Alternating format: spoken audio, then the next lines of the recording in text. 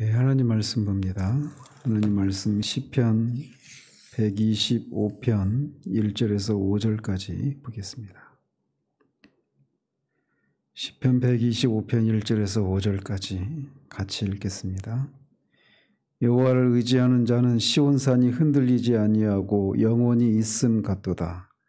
산들이 예루살렘을 두름과 같이 여호와께서 그의 백성을 지금부터 영원까지 두루시리로다. 악인의 규가 의인들의 땅에서는 그 권세를 누리지 못하리니 이는 의인들로 하여금 죄악에 손을 대지 아니하게 함이로다. 여호와여, 선한 자들과 마음이 정직한 자들에게 선대하소서. 자기의 굽은 길로 치우치는 자들은 여호와께서 죄를 범하는 자들과 함께 다니게 하시리로다. 이스라엘에게는 평강이 있을지어다. 아멘.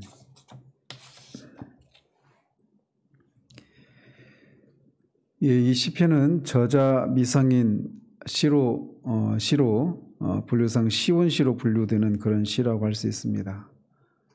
그리고 이 시의 저작 배경 또한 명확하지 않습니다.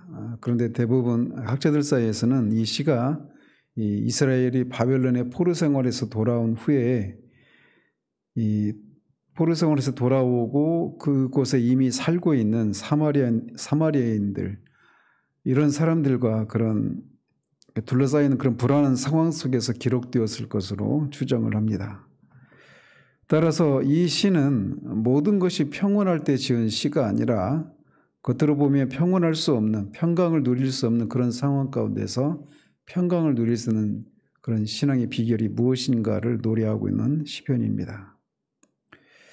그래서 이 시는 시편 1편과 같이, 이 시편 전체의 주제라고 할 수 있는 시편 1편과 같이 공의의 여호와 하나님께서 의인과 악인을 구분해서 의인에게는 평강을, 악인에게는 멸망을, 최종적인 심판을 내리실 것을 선포함으로써 여호와를 의지하는 성도들에게 믿음과 승리의 확신을 심어주는 그런 승리의 노래라고 할 수가 있습니다.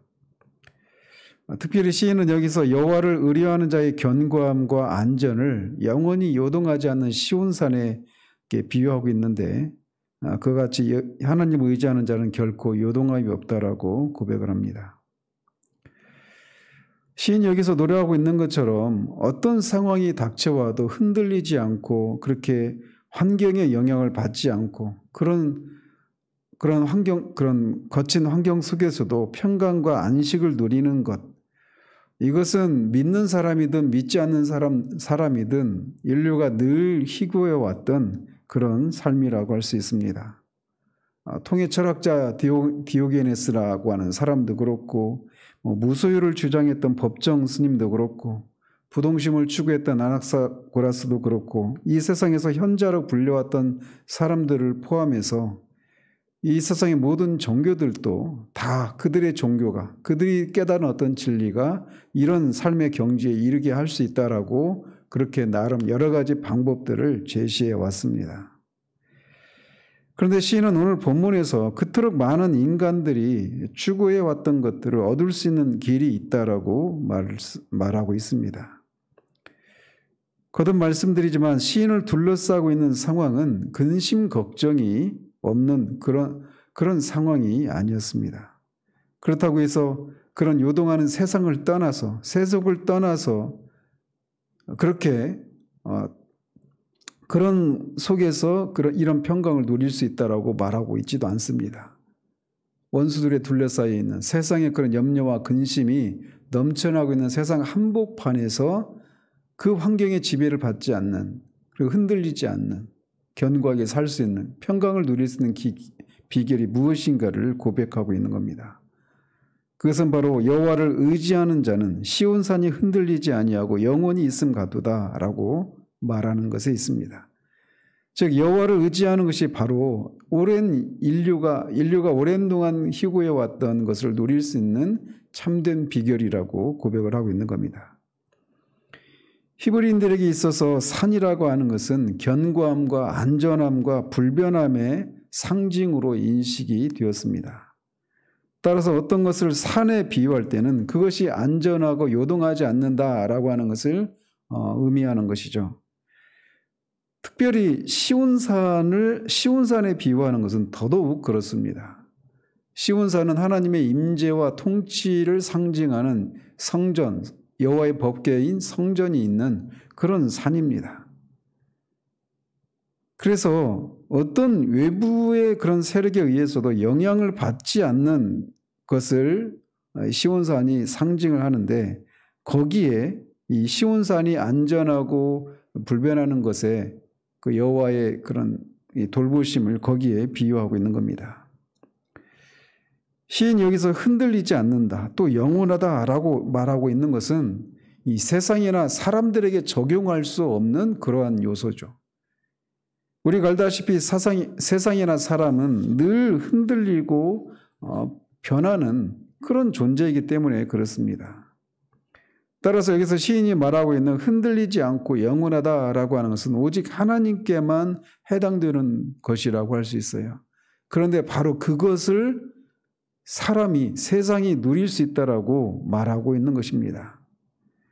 우리는 우리 인생이 얼마나 연약하고 흔들리기 쉽고 유한한 존재인지를 너무나 잘 압니다. 방금 언급했던 당대 사람들에게 지혜를 제공했던 그런 현자들도 자신이 알지 못한다라고 하는 그 사실 앞에서 자신의 연약함과 이 자금을 깨닫고 흔들립니다. 그리고 그들도 지금은 사라지고 없습니다.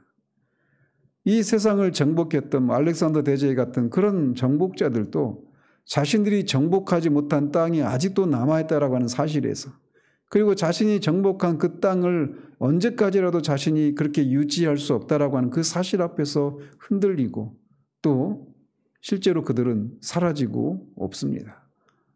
이 세상의 가장 큰 부자라고 하는 사람들도 마찬가지입니다.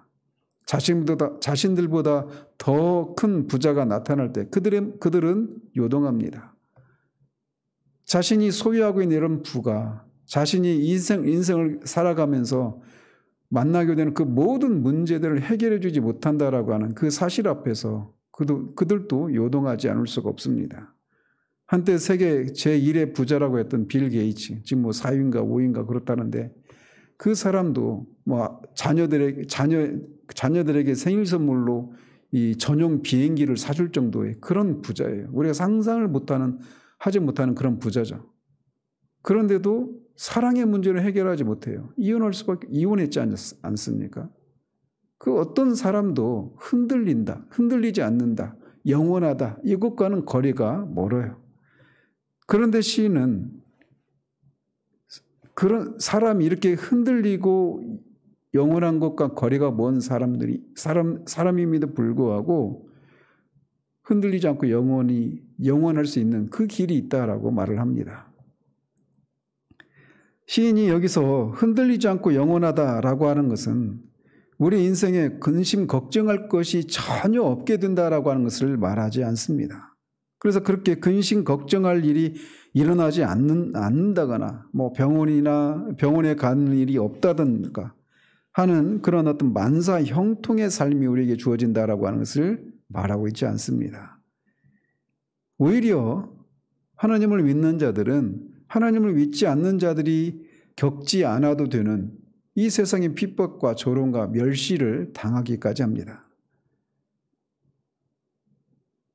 그렇지만 그런 풍랑이 있는 그런 삶 속에서도 하나님을 의뢰하는 자들은 결코 좌절하거나 두려워하거나 환경의 지배를 받지 않는, 오히려 환경을 지배하는 그런 삶을 누릴 수 있다라고 말을 하고 있는 거예요.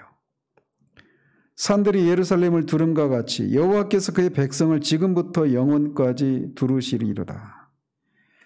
예루살렘 성은 이 시인의 말대로 그야말로 여러 산들로 둘러싸여 있는 천혜의 요새였습니다. 그렇기 때문에 아무리 강력한 군대도 이 예루살렘 성을 무너뜨리기 위해서 공격을 해도 그게 쉽게 뚫리지 않는 그런 천혜의 요새였습니다. 그래서 그곳에 살던 여부수 족속은 그 성을 치려는 다윗에게 네가 결코 이리로 들어오지 못하리라, 맹인과 다리 저는 자라도 너를 물리치리라 라고 조롱했을 정도로 그렇게 천혜의 요새였습니다. 이처럼 예루살렘이 천혜의 요새와 같은 그런 성격을 가지고 있었기 때문에 시인은 하나님의 보호하심, 이런 시온 산에 의해서 둘러싸여 있는 예루살렘의 그 안전함에 비유하며 설명하고 있는 겁니다. 즉 하나님은 이 예루살렘을 둘러싸고 있는 산은 비가 오든지 바람이 치든지 태풍이 불든지 상관없이 언제나 그 자리에 서서 예루살렘을 견고하게 지켜주고 있습니다. 그런 것처럼 하나님을 의지하는 자들, 의리하는 자들에게 그렇게 견고하게 서서 언제나 그 자리를 지키고 그들로 하여금 평강을 누릴 수 있도록 해 주신다라고 노래하고 있는 겁니다. 하나님은 그 산보다 크고 강하시고 변함이 없으신 분이시기 때문이라는 것이죠. 앞에 123편에도 말하고 있는 것처럼 이스라엘을 지키는 자는 121편에 이스라엘을 지키는 이는 졸지도 아니하시고 주무시지도 아니하시리로다. 여호와는 너를 지키시는 이시라. 여호와께서 내 오른쪽에서 내 그늘이 되시나니 낮의 해가 너를 상하게 하지 아니하며 밤의 달도 너를 해치지 않는다라고 시인이 노래했던 것처럼 예루살렘 성을 둘러싸고 있는 산이 그렇게 밤이나 낮이나 언제나 그 자리를 지키고 그래서 그 천의 요새로서의 예루살렘의 그 안전함을 보장하는 것처럼 하나님이 그러하시다라는 것입니다. 악인의 규가 의인들의 땅에서는 그 권세를 누리지 못하리니 이는 의인들로 하여금 죄악에 손을 대지 아니하게 함이로다. 성도를 향한 하나님을 의지하는 자들을 향한 하나님의 보호의 온전함과 확고함을 노래했던 시인은 이제 그 하나님의 보호하심이 구체적으로 어떻게 나타나는가라고 하는 것을 말해주고 있습니다. 시인은 악인의 규가 의인들의 땅에서는 그 권세를 누리지 못한다 이렇게 말을 합니다. 그런데 이 원어에 보면 의인들의 땅이 의인들의 몫으로 되어 있습니다. 다른 말로는 의인들의 유업이요, 의인들의 기업 이렇게도 번역을 할 수 있는데 이것은 결국은 의인들이 살고 있는 땅을 의미하기 때문에 우리말 성경은 이렇게 의역을 한 것이죠. 그런데 이것을 통해서 시인이 지금 악인들에 의해서 자신들이 거하고 있는 땅에서 쫓겨날 위기 가운데 있다라고 하는 것을 간접적으로 시사를 해주고 있는 거예요. 그런데 그런 위험 앞에서 악인들의 규가, 악인들의 권세가 힘을 발휘하지 못한다라고 노래하고 있는 겁니다.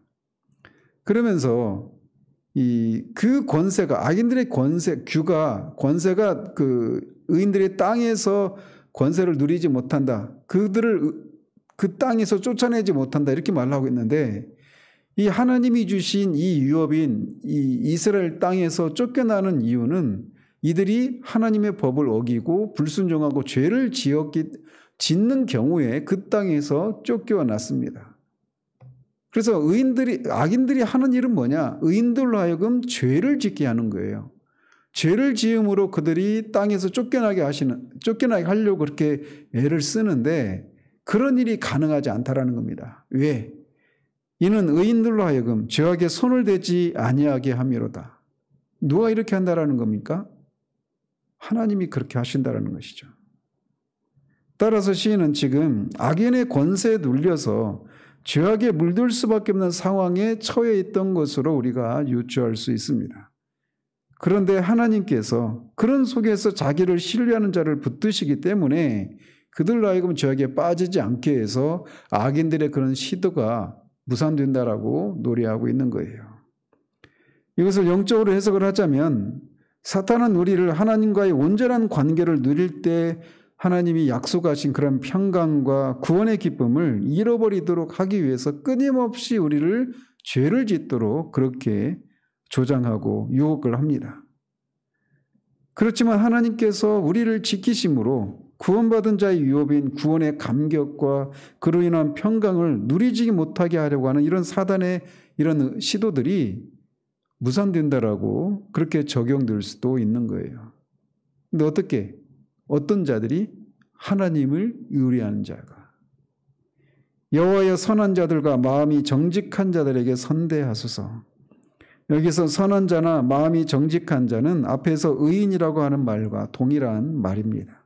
즉 하나님의 뜻에 맞게 살려고 힘쓰고 노력하는 자, 하나님을 의지해서 그렇게 살려고 노력하는 자를 선한 자, 또 정직한 자 이렇게 말을 하는 것입니다.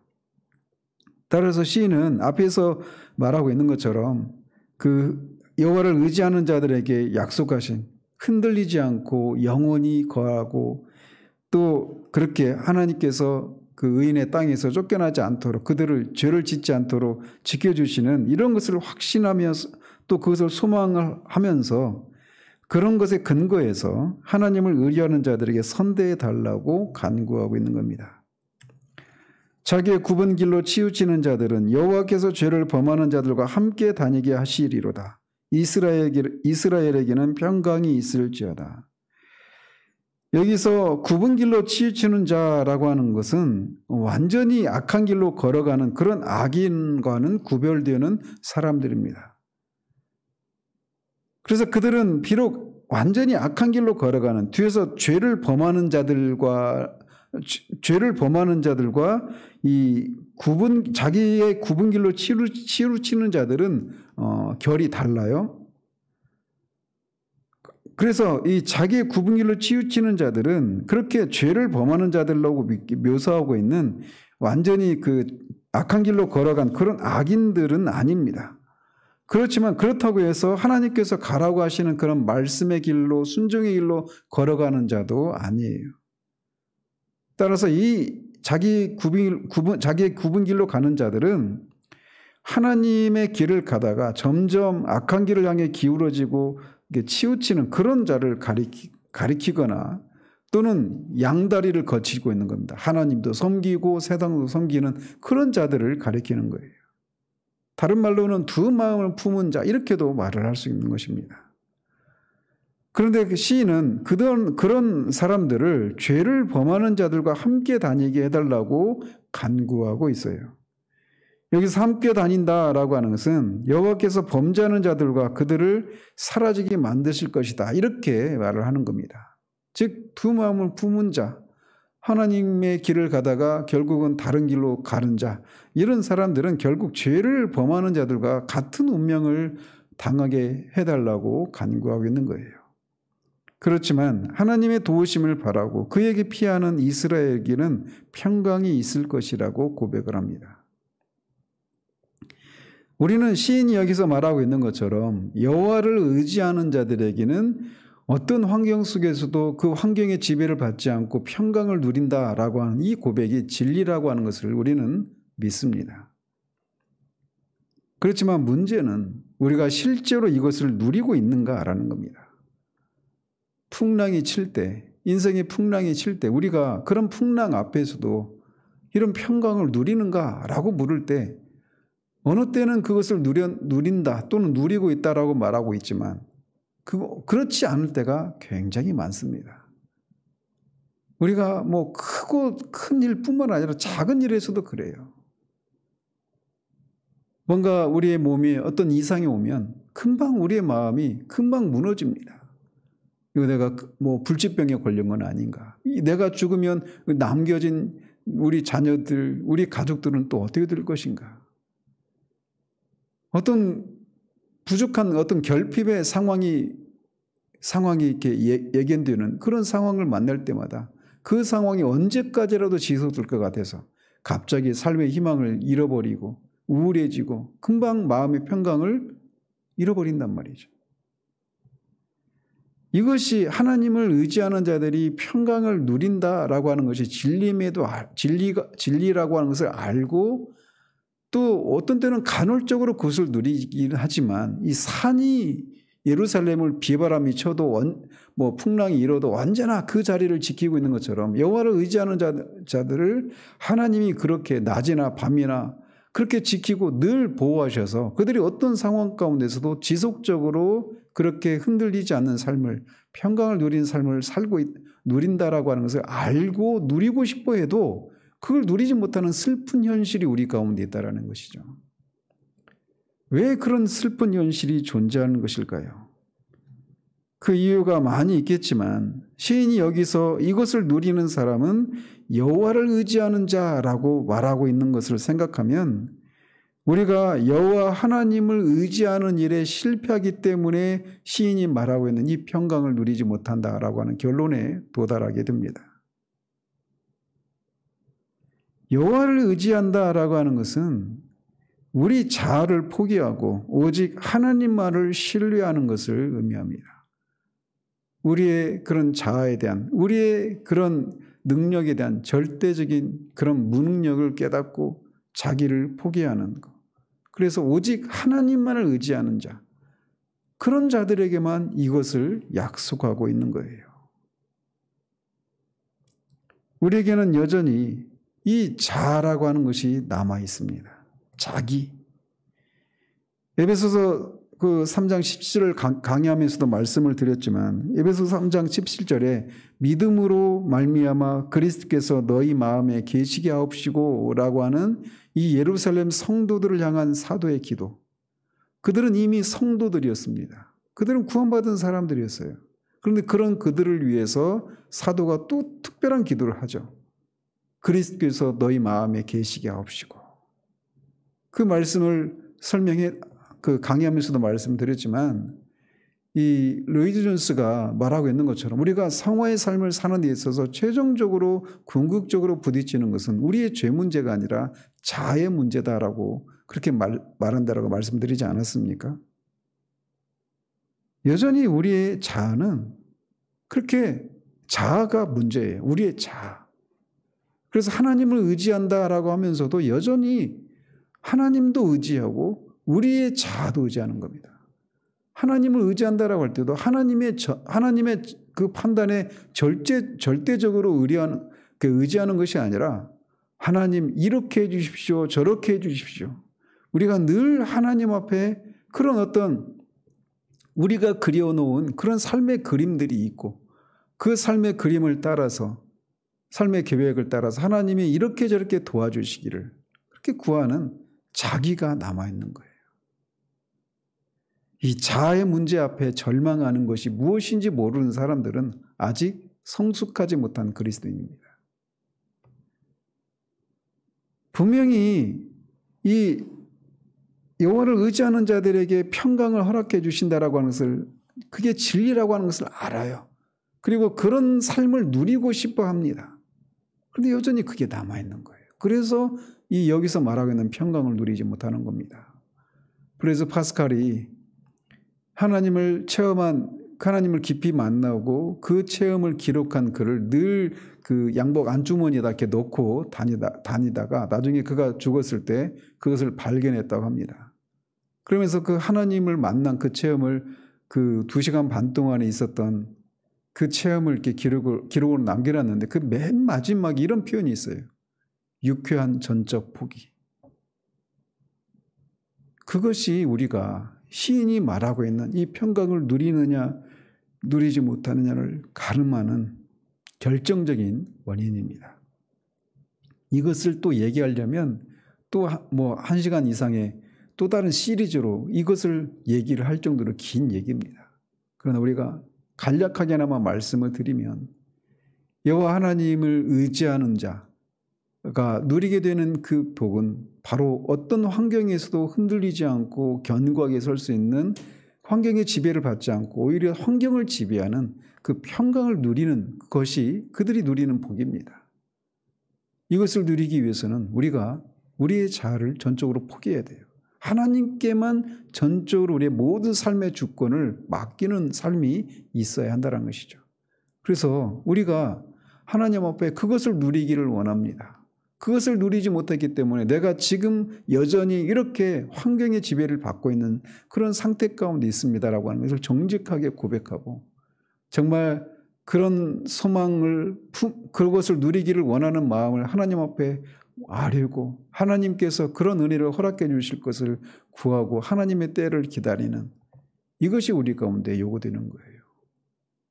저도 그렇고 여러분들도 그렇고 정말 하나님이 이것이 무엇인가를 알게 하셔서 한 번밖에 없는 이 삶을 살아가면서 우리의 삶이 정말 많은 질곡이 있겠지만 그런 인생의 질곡 앞에서도 흔들리지 않고 견고하게 설 수 있는, 환경의 지배를 받지 않는 그런 평강을 누리는 그런 우리의 삶이 되기를 바랍니다. 기도하겠습니다. 하나님 아버지, 시인이 겉으로는 평강을 누릴 수 없는 그런 상황 가운데 있었음에도 불구하고 평강을 누릴 수 있는 그 삶의 비결을 우리에게 제시하고 있습니다. 그것은 여호와를 의리하는 것입니다. 여호와를 의리하는 자가 어떤 환경에도 요동하지 않고 평강을 누린다라고 하는 것이 진리라고 하는 것을 우리는 알고 또 그것을 소망합니다. 그럼에도 불구하고 얼마나 우리는 그것을 소망하고 있는 나, 그것을 소망하기 위해서 기도하고 있는 나, 정말 언제나 그 자아의 문제에 부딪혀서 이것을 넘어서지 못한 채 정말 분주하게 그리스도인의 삶을 살고 이런저런 경건의 모양을 유지하며 우리가 살아가지만 정말 세상이 알 수도 없고 줄 수도 없는 하나님이 약속하신 그 평강을 맛보지 못한 채 또 맛본다 하더라도 너무나도 가끔씩 너무나도 간헐적으로 그것을 누리며 살아갈 뿐 많은 시간 가운데서는 정말 그렇게 환경의 영향을 받으며 요동하고 우울해하고 그런 그리스도인의 그런 능력을 드러내지 못하는 삶을 사는 경우들이 많음을 주님 앞에 고백을 드립니다. 아버지 하나님, 우리에게 정직한 영을 허락해 주시고 또 이것을 정말 받아 누리기까지는 우리가 한 걸음도 갈 수 없는 그런 절박함을, 간절함을 우리 가운데 허락해 주시고 더 나아가서 정말 하나님 우리에게 긍휼을 베풀어 주시사 이것이 무엇인지를 알아 우리의 삶을 살아가며 정말 시인이 약속하고 경험했던 이것을 우리도 받아 누리는 그런 은혜를 허락해 주시기를 소원합니다. 예수 그리스도 이름으로 기도합니다. 아멘.